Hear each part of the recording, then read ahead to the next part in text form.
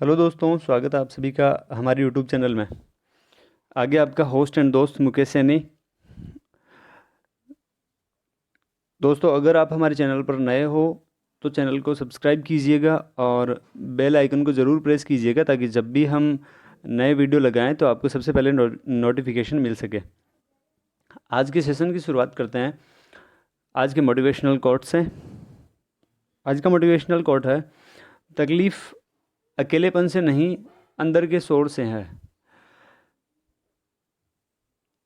आप जब सोकर उठते हो और फिर वापस उठकर रात को जब सोने जाते हो तो एक बार सोते टाइम अपने आप से, अपने मन से एक बार ज़रूर पूछें कि आपने पूरे दिन में क्या सीखा है। आपने क्या पूरा टाइम फ़ोन, टीवी और हंसी मजाक में ही बिताया या फिर आपने कुछ सीखा भी है। सोते टाइम अगर आपके अंदर से ये आवाज़ आने लग गई तो समझ लेना आप सक्सेस के रास्ते पर हो। सेशन की शुरुआत करते हैं। चैप्टर 15 अपन ने शुरू किया था प्रायिकता। चैप्टर 15 प्रायिकता। एग्जाम्पल नंबर 8 है कि एक बक्से में 3 नीले, 2 सफ़ेद और 4 लाल कंचे हैं। 3 तो नीले, 2 सफ़ेद और 4 लाल कंचे हैं। तो एक बार तो इनका टोटल करवा लें कि टोटल हमारे पास कंचे हैं कितने। क्यों ऐसा? क्योंकि हमें प्रायिकता निकालनी है तो कुल परिणामों की आवश्यकता ज़रूर पड़ेगी। तो है कितने कितने, 3, 2 और 4। तो 3, 2, 5 और 4 हमारे पास टोटल 9 कंचे हैं। ठीक है। मैंने ये 9 क्यों निकाला? क्योंकि जब भी प्रायिकता निकालते हैं तो अपने पास कुल परिणामों का होना ज़रूरी है, तभी अपन प्रायिकता निकाल पाएंगे। क्योंकि प्रायिकता का फॉर्मूला जो है संभावित परिणाम बटे में कुल परिणाम है। तो कुल परिणामों की संख्या हो गई 9। अब सवाल क्या पूछा जा सकता है कि आपको क्या करना है, इस बक्से में से एक कंचा निकालना है बाहर, और वो बिना देखे निकालना है, यादृच्छा बिना देखे आपको वो कंचा निकालना है। अब आपको क्योंकि कलर पता नहीं है कौन से कलर का बाहर निकलेगा, क्यों? क्योंकि 3 रंग के कंचे हैं ना उसके अंदर, नीला, सफ़ेद और लाल।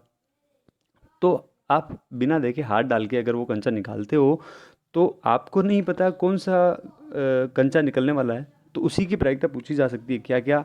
कि हो सकता है वो नीले रंग का कंचा हो सकता है वो सफ़ेद, या फिर हो सकता है वो लाल रंग का कंचा हो। तो यही 3 सवाल बन सकते हैं इससे। तो देखें क्या पूछा है, वही तीनों सवाल पूछे हैं। सफ़ेद हो, जो आपने एक कंचा निकाला है सफ़ेद रंग का हो, नीले रंग का हो या फिर लाल रंग का हो। तो देखें टोटल परिणाम कितने आए थे, 9। तो इस एग्जाम्पल नंबर 8 में अब कोई भी सवाल पूछे, चाहे सफ़ेद, चाहे नीला, चाहे लाल, तो बटे में तो आपको 9 लिखना ही है क्योंकि कुल परिणाम 9 है। हाँ, ऊपर की संख्या चेंज हो जाएगी। अब वो कितनी होगी, संभावित परिणाम कितने बनेंगे, संभावित परिणाम कैसे पता करेंगे? सफ़ेद गेंद कितनी है उतने ही इसके संभावित परिणाम होंगे। नीली गेंद है, सॉरी कंचे हैं, तो नीले कंचे है कितने, उसके संभावित परिणाम वही बन जाएंगे जितने वो है। लाल कंचे कितने हैं, जितने उसके संभावित परिणाम बन जाएंगे। तो सफ़ेद, लाल और नीले जो भी है उनके नंबर आप ऊपर लिखोगे और बटे में लिख दोगे 9। तो इस तरह से इसका आंसर निकाला जा सकता है। देखिए क्या, नीली गेंद है 3, सफ़ेद 2 है और लाल गेंद है 4। तो टोटल तो हो गई 9, कुल परिणाम तो हो गए 9। अब अगर आपको नीले रंग की पूछी है प्रायिकता, तो नीले रंग की कैसे निकाल सकते हो? नीले रंग के लिए संभावित परिणाम कितने हो जाएंगे, 3, क्योंकि गेंद ही कितनी है 3, और बटे में लिख दो 9। तो नीले रंग वाले की प्रायिकता 3/9, 3 से कट करके आप 1 और 3, 1/3 कर सकते हो। ठीक है। इसी तरह से अगर आपको सफ़ेद रंग के कंचे की प्रायिकता पूछी है तो सफ़ेद गेंद है कितनी, 2, टोटल कितनी है 9, 2/9 आंसर हो जाएगा। और इसी तरह से आपको लाल रंग के होने की पूछी है तो 4 और बटे में 9। इस तरह से हमारा आंसर ये आ सकते हैं। तो सफ़ेद रंग के लिए मैंने लिखा है पी सफ़ेद। देखो मैंने यहाँ पर अल्फ़ाबेट में नाम नहीं दिया प्रायिकता को और मैंने यहाँ सफ़ेद लिख दिया है। आप PA लिख सकते हो अगर आपको लिखना है तो। आप घटना को नाम देकर भी आप लिख सकते हो, लेकिन मैंने नाम नहीं दिया, पी सफ़ेद लिखा है। और सफ़ेद गेंद है कितनी, सफ़ेद गेंद है 2, तो 2/9 हमारा आंसर हो जाएगा। क्योंकि 9 तो बटे में आएगा, कुल परिणाम तो 9 ही रहेंगे, संभावित परिणाम चेंज हो सकते हैं। नेक्स्ट, प्रायिकता नीले रंग के कंचे होने की प्रायिकता कितनी है, 3/9। 3 है क्योंकि कंचे ही 3 है नीले रंग के, और बटे में 9 लिखा है, 3 से कट गया 1/3।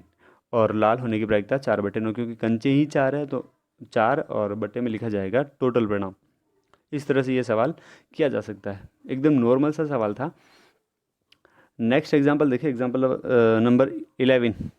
पहले एग्जाम्पल नंबर 11 समझ ले भाई। वैसे जो बुक में ये लिखा है कि ये एग्ज़ाम की दृष्टि से नहीं दिया हुआ है, मतलब ये एग्ज़ाम में नहीं पूछा जाएगा, बट फिर भी ऐसा क्वेश्चन एग्ज़ाम में पूछा गया था, ऐसा क्वेश्चन 2 बार पूछा जा चुका है, तो अपन को करना भी पड़ेगा ये। बट एग्ज़ाम की दृष्टि से नहीं है, बुक में ऐसा लिखा हुआ है, पर पूछा गया ऐसा सवाल 2 बार पूछा जा चुका। क्या है क्या सवाल, देखो पहले एक बार सवाल पढ़ लेते हैं। एक लापता हेलीकॉप्टर के बारे में सूचना मिलती है कि कोई लापता हेलीकॉप्टर, उसके बारे में सूचना मिलती है क्या, जो आगे डायग्राम दिखाया, आगे देख लेंगे अभी डायग्राम, कि एक आयताकार क्षेत्र में कहीं गिर गया है। एक आयताकार क्षेत्र है, वहाँ पर ये हेलीकॉप्टर गिर गया है। अब क्षेत्र इतना बड़ा है, इसकी क्या प्रायिकता है कि वह आकृति में दर्शाई गई झील में गिरा है।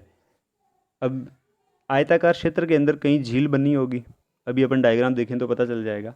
देखो वो इस पूरे क्षेत्र में गिर सकता है, सवाल ये बोल रहा है कि वो इस पूरे क्षेत्र में ही गिर सकता है, कहीं आयत है ना पूरा, इस आयत में कहीं भी गिर सकता है। हमें प्रायिकता निकालनी है कि वो जो गिरा है वो इस आयत के अंदर जो ये झील बनी हुई है, आयत के जो अंदर ये झील बनी हुई है, इसके अंदर वो गिरा है। इसकी हमें प्रायिकता निकालनी है, यहाँ इस पोर्शन की प्रायिकता।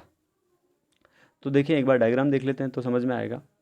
डायग्राम क्या है, डायग्राम ये रहा।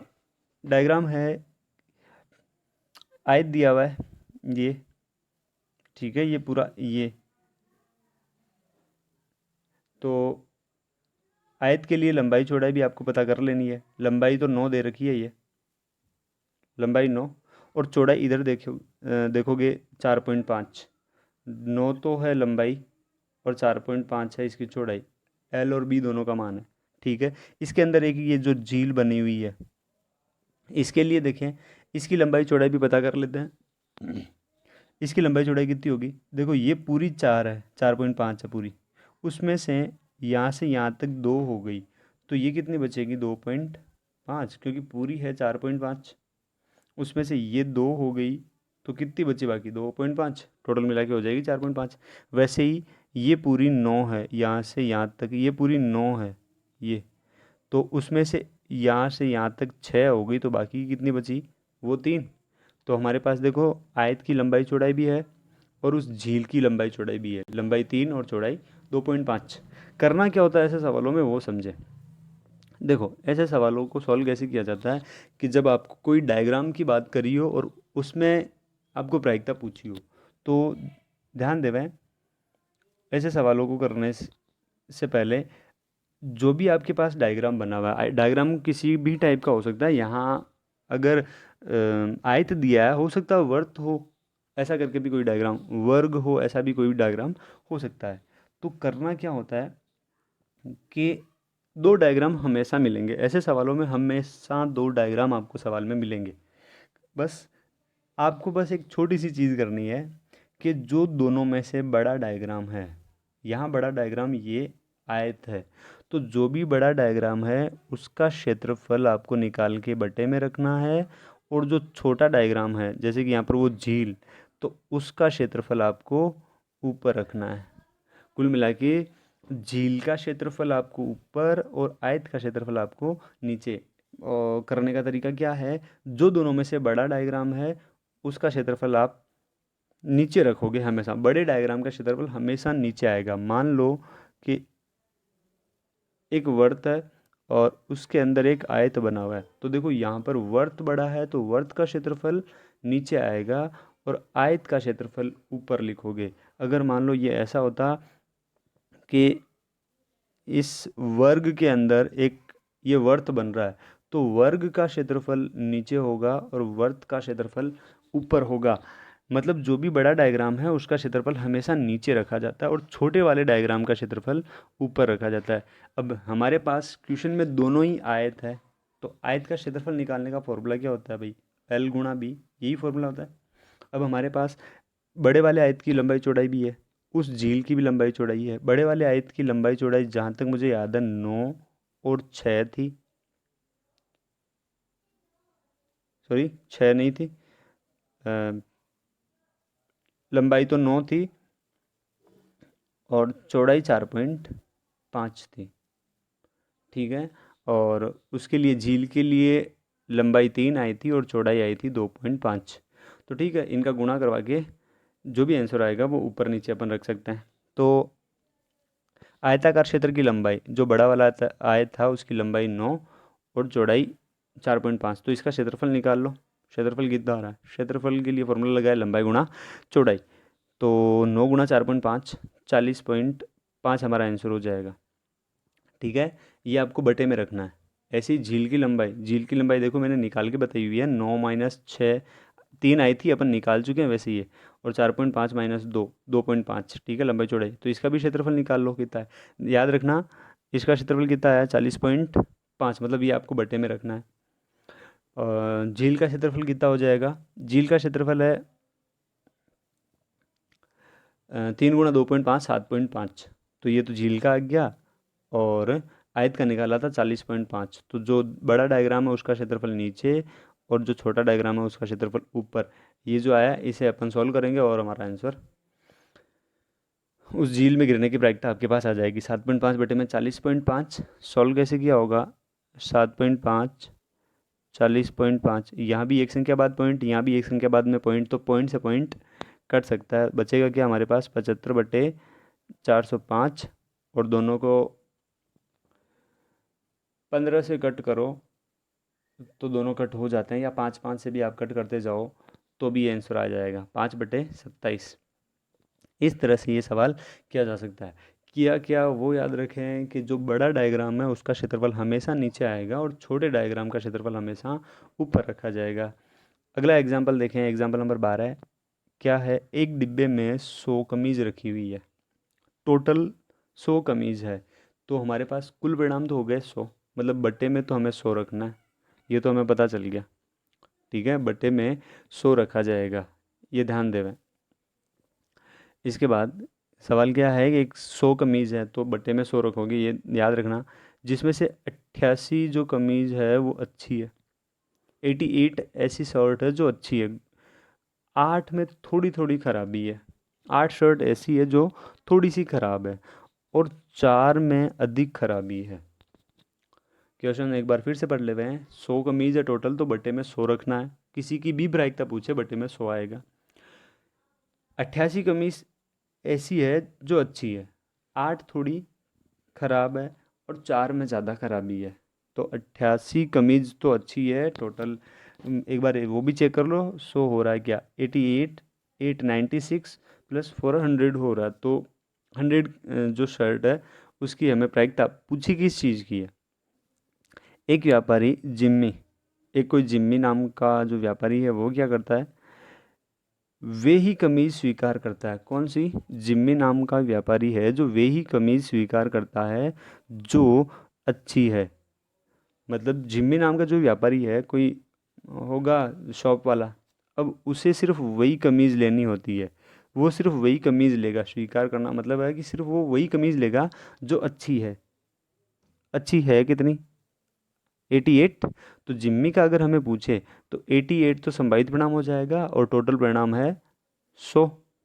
तो 88/100, 88/100, ये हमारा आंसर हो जाएगा जिम्मे वाले क्वेश्चन का। जबकि एक अन्य व्यापारी सुजाता, एक कोई अन्य व्यापारी है सुजाता, वो क्या करती है? वही कमीज़ों को स्वीकार करती है जिनमें अधिक खराबी, अस्वीकार करती है, स्वीकार नहीं है यहाँ पर, अस्वीकार करती है। एक अन्य व्यापारी है सुजाता जो उन्हीं कमीज़ों को अस्वीकार करना, अस्वीकार का मतलब सिर्फ वो वही कमीज़ें नहीं लेती जिनमें अधिक खराबी हो, मतलब जिनमें ज़्यादा खराबी हो सिर्फ वो वही वही नहीं लेगी, बाकी सारी ले सकती है। मतलब कि अच्छी है तो लेगी ही लेगी ना, अच्छी कमीज़ें कौन छोड़ेगा। और जो इनमें थोड़ी सी खराबी है वो भी ले लेगी। तो अस्वीकार कौन सी कर रही है? सिर्फ ये 4 कर रही है, ये 4 नहीं लेगी, बाकी 96 में से वो कोई भी ले लेगी। फिर से एक बार सवाल समझ ले हुए हैं। जिम्मी है वो सिर्फ अच्छी कमीज़ों को स्वीकार करता है, मतलब जिम्मी सिर्फ ये 88 कमीज़ ही लेगा, तो जिम्मी के लिए संभावित परिणाम ये 88 है। लेकिन जो सुजाता है वो अधिक खराबी वाली कमीज़ों को अस्वीकार करता, मतलब सिर्फ वो अधिक खराब है उन्हीं कमीज़ों को नहीं लेगा। जो अच्छी है वो तो लेगा ही, जिनमें थोड़ी बहुत खराबी है वो चला लेगा, वो उन्हें ले लेगा। तो जिम्मी है वो सिर्फ 88 कमीज़ लेगा, जबकि सुजाता है वो 88 और ये 8, 96 ये कमीज़ें ले लेगा। तो जिम्मी के लिए संभावित परिणाम 88 है और सुजाता के लिए परिणाम 96 है, क्योंकि वो 4 नहीं लेगा जो अधिक खराब है। तो प्रायिकता किस चीज़ की पूछी है? इस डिब्बे में से एक कमीज आदर्शा निकाली जाती है। इसकी क्या प्रायिकता है कि वह कमीज प्रायिकता किस चीज़ की पूछी है? जिम्मी को स्वीकार हो। तो एक बार आप ये चीज़ें अलग से लिख दें कि टोटल कमीजें हैं कितनी, टोटल कितनी है? 100 है। अच्छी कितनी है? 88। उसमें से जिनमें थोड़ी बहुत खराबी है वो 8 है और ज़्यादा खराब है वो 4 है। तो ये बातें आप अलग से लिख दें। मैं अब जिम्मी को कौन सी स्वीकार थी? जिम्मी कौन सी कमीज स्वीकार करता था? जो अच्छी हो। तो अच्छी थी कितनी? अच्छी थी कितनी? 88। तो जिम्मी को सिर्फ ये 88 स्वीकार है, ये 88 वो ले लेगा। तो संभावित परिणाम हो गया 88 और अपॉन में कितना आ जाएगा? 100। दो जीरो है तो दो संख्याओं के बाद में मैंने पॉइंट लगा दिया। ये हमारा आंसर हो जाएगा। ये जिम्मी को क्योंकि अच्छी कमीजें ही स्वीकार थी। अब सुजाता को वो स्वीकार हो, सुजाता उस कमीज को स्वीकार करेगी या लेगी, इसकी प्रायिकता। तो सुजाता को कौन सी अस्वीकार है? सुजाता को सिर्फ वो 4 कमीजें ही नहीं लेनी, बाकी सारी ले सकती है। तो बची कितनी? 96। इनमें से वो कोई भी ले लेगी और बटे में 100 लिखा जाएगा, तो हमारा आंसर हो जाएगा। 96 में से कोई भी ले सकती है। 96/100, दो जीरो है बटे में, तो दो संख्याओं के बाद में पॉइंट लगाया तो 0.96 ये हमारा आंसर हो जाएगा।